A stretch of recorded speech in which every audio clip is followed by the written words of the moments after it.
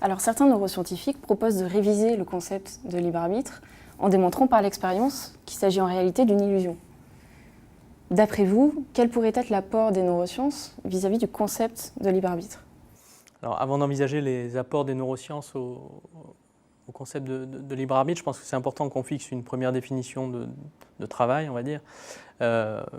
L'une des plus classiques, c'est celle qui est donnée par Descartes, qui envisage le libre arbitre comme une puissance d'élire et liberté de choisir.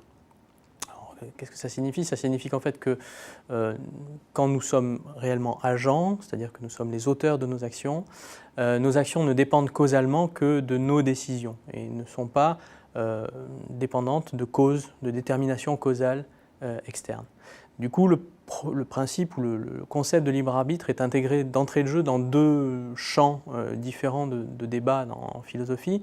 Un champ qui est vraiment métaphysique, qui porte en fait sur les conditions de possibilité du libre arbitre dans un monde globalement déterministe, c'est-à-dire où des lois de la nature s'appliquent de manière rigoureuse, où toute chose a une cause.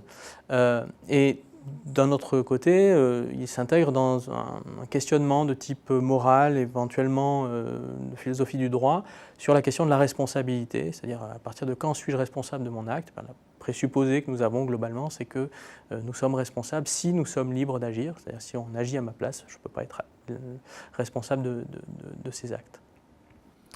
En ce qui concerne le point de vue des neurosciences, il est forcément déterministe.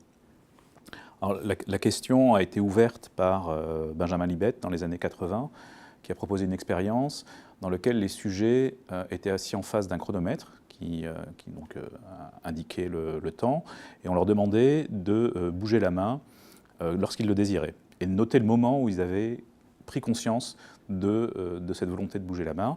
En parallèle était enregistrée leur activité électroencéphalographique. Et ce que les enregistrements montrent, c'est que l'activité liée au mouvement de la main précède le moment où les individus avaient conscience d'effectuer leur mouvement. Donc Benjamin Libet et ses continuateurs en ont conclu à l'illusion du libre arbitre. Mais est-ce que cette expérience est vraiment déterminante pour éliminer définitivement l'existence du libre arbitre? Alors, là aussi, les philosophes n'ont pas attendu les neuroscientifiques pour formuler cette hypothèse de l'illusion du libre arbitre, puisque Spinoza, d'ailleurs assez peu de temps après les propos de Descartes que je rappelais tout à l'heure, a considéré que nous étions conscients de nos désirs ou de nos envies, mais pas du tout des déterminations qui agissaient sur nous. Donc il a plusieurs formules sur ce plan qui reviennent exactement au même, c'est-à-dire nous sommes dans l'illusion du libre arbitre, là où en fait nous sommes le joug de déterminations qui sont externes. Ce n'est pas quelque chose qui est propre d'ailleurs aux neurosciences. La sociologie, en son temps, l'a bien établi.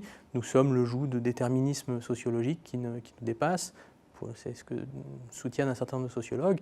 Et donc cette hypothèse de l'illusion du libre arbitre n'a rien de particulièrement original pour le contexte philosophique. Par contre, ce qui est nouveau, c'est le caractère expérimental de sa mise en évidence par les expériences de Libet. En tout cas, c'est sa revendication. Alors, la position de Libet pose un certain nombre de problèmes, notamment pour beaucoup d'entre nous expérimentateurs, qui sommes monistes. Peut-être pourriez-vous définir ce qu'est le monisme? Le monisme est une position qui s'oppose au dualisme cartésien, qui lui-même oppose l'esprit et la matière. Pour le monisme, tout ce qui constitue l'esprit, que ce soit nos choix, nos affects, nos mouvements volontaires, etc., est le produit des interactions physico-chimiques qui ont lieu à l'intérieur de notre cerveau. Donc, par essence, la position de Libet est dualiste puisqu'il oppose activité électrique, électrochimique du cerveau et conscience. Oui, et cette expérience nous inviterait à reconsidérer l'efficacité causale de la conscience dans la réalisation de nos actions. Et d'ailleurs, il y a une étude publiée en 2013 qui a rapporté des conclusions similaires. Et il s'agissait non plus pour les participants de réaliser une action motrice, mais d'effectuer une série d'opérations arithmétiques, d'additionner ou de soustraire des chiffres qui leur étaient présentés sur l'écran de l'IRM. Et les résultats ont montré que l'enregistrement de l'activité cérébrale précédait de 4 secondes la décision d'effectuer l'opération, ce qui suggérait que le cerveau prenait lui-même la décision avant que le sujet n'en ait conscience. En fait, ici, on touche aux limites de ce que les neurosciences peuvent apporter à la question. Parce qu'effectivement, si on est moniste, la question de savoir si c'est mon cerveau ou moi qui décide ne se pose pas puisque je suis mon cerveau. Alors, on peut avoir une position un petit peu moins radicale en partant du principe que je suis à la fois mon cerveau et mon cerveau dans un corps qui est en interaction avec un environnement et avec d'autres individus. Mais toujours est-il que ce qu'il en résulte, c'est une activité électrochimique au sein de mon cerveau qui va être à l'origine de mes comportements. D'ailleurs, j'étudie les processus de prise de décision depuis plus de 10 ans et la question du libre arbitre s'impose à moi plutôt en creux, parce que je cherche à m'en affranchir. C'est pour ça que je travaille sur des modèles animaux, que certains abordent le sujet en faisant des tâches subliminales. Et en utilisant ces approches-là, finalement, on se rapproche d'une question qui se pose dès les origines de la psychologie expérimentale, qui cherche à s'affranchir de la conscience, puisque les rapports conscients des comportements sont notoirement biaisés. Et en fait, on se rend compte que la reconstruction que font les sujets des comportements qu'ils ont eus est très souvent éloignée du comportement réel qu'ils ont eu. A contrario, je ne suis pas persuadé que finalement les neurosciences soient pertinentes pour poser cette question du libre arbitre, puisqu'on a un problème d'opérationnalisation.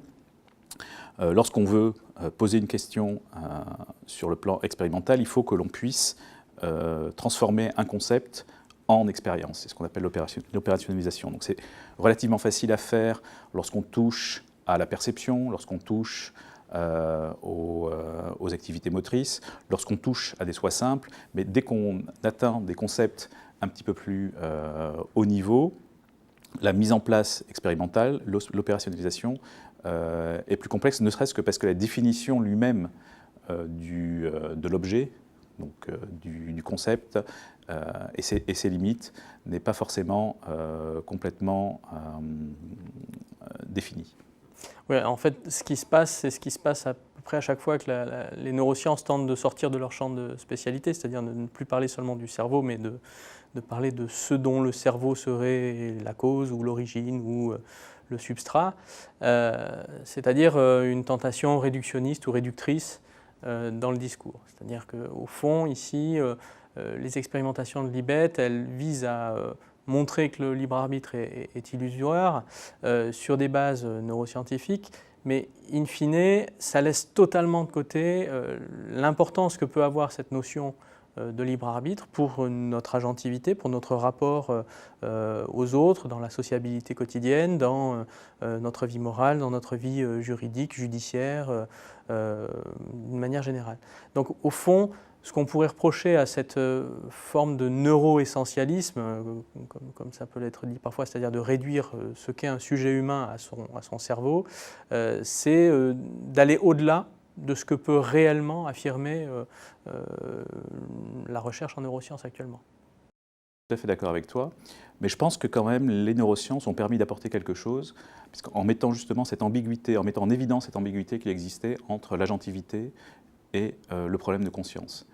Et la dialectique finalement entre les deux disciplines, la philosophie et les neurosciences, a permis d'avancer et de mettre en exergue ce type de problème et effectivement faire avancer le débat, relancer le débat d'une certaine façon sur le sujet en philosophie.